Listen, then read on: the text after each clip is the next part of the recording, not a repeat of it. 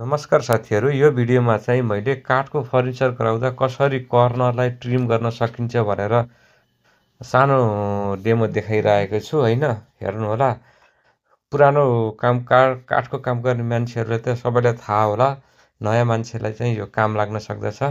यो मेसिनहरू कसरी सेट गर्ने भनेर देखाएको छ र हेर्नु, त्यो सानो ट्रिमरको सहायताले कति छिटो र कति फास्ट तरिकाले ट्रिम गर्न सकिन्छ कर्नरहरू, जसले गर्दा फर्निचरको क्वालिटी पनि राम्रो देखियोस्, फिनिसिङ राम्रो आओस् र अनि चोटपटक पनि नलागोस्। कहिलेकाहीँ झुकेर चोटपटक लाग्न सक्छ, धारले काट्न सक्छ। त्यसबाट जोगिनको लागि यो तरिकाले गऱ्यो भने काम छिटो र छोटो समयमा धेरै काम निकाल्न सकिन्छ। ल हेर्नुहोस् त, यो सानो ट्रिमर ल्याएर यो तरिकाले सेट गर्यो भने यो पुरानो काम गर्ने मिस्त्रीहरू जो हुनुहुन्छ, काठको काम गर्नुहुन्छ, फर्निचरको काम गर्नुहुन्छ, उहाँहरूको लागि त यो जरुरी छैन, धेरैलाई थाहा हुन्छ।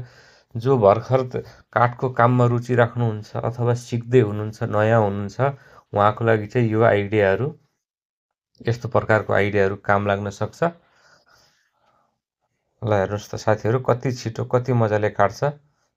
यही काम अरू रन्दाहरू यस्तो युज गरेर गर्नु पर्यो भने टाइम लाग्छ, फिनिसिङ राम्रो आउँदैन।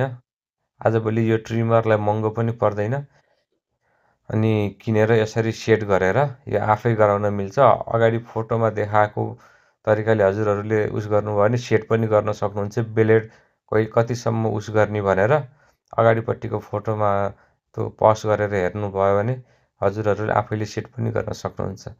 ल हेर्नुहोस् त, मैले कति छिटो गरिरहेको छु।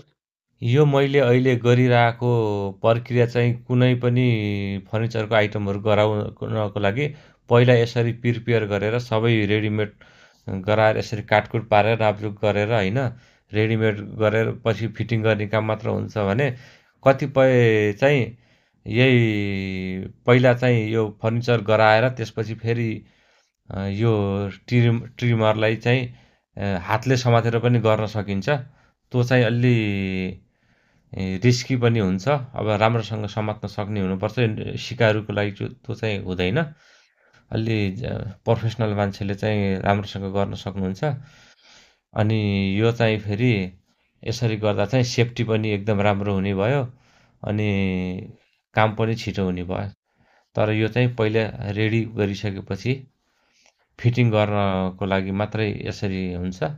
यो चाहिँ आफ्नो सुविधाअनुसार तपाईँले कसरी काम गर्नुहुन्छ त्यसमा भर पर्छ। फेरि भिडियोमा कमेन्ट गर्नुहोला, हामीले त यसरी गर्छौँ यसरी गर्छौँ भने त्यो मान्छेको आफ्नो अनुसार हुन्छ, जसरी गर्दा पनि हुन्छ। यो चाहिँ नयाँ मान्छेहरू जो काममा रुचि राख्नुहुन्छ, सिक्दै हुनुहुन्छ, उहाँको लागि यो तरिकाले गर्दाखेरि चाहिँ राम्रो हुन्छ भनेर यसो देखाउन खोजिरहेको छु है त। अनि भिडियो कस्तो लाग्यो हेर्नुहोला, मन पर्यो लाइक सेयर सब्सक्राइब पनि गर्दै गर्नुहोला। नयाँ हुनुहुन्छ भने, पुरानो हुनुहुन्छ भने कमेन्ट गर्नुहोला, लाइक गर्नुहोला है त। मैले यस्तो जानेको आफूले गर्ने सम्बन्धी भिडियोहरू भयो भने अपलोड गर्दै जानेछु।